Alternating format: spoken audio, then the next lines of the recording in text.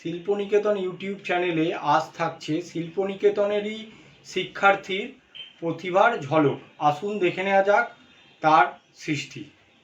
Hello friends, আজকে আমি তোমাদেরকে কালার পেপার দিয়ে খুব সহজেই একটা ফুল তৈরি করে দেখাবো।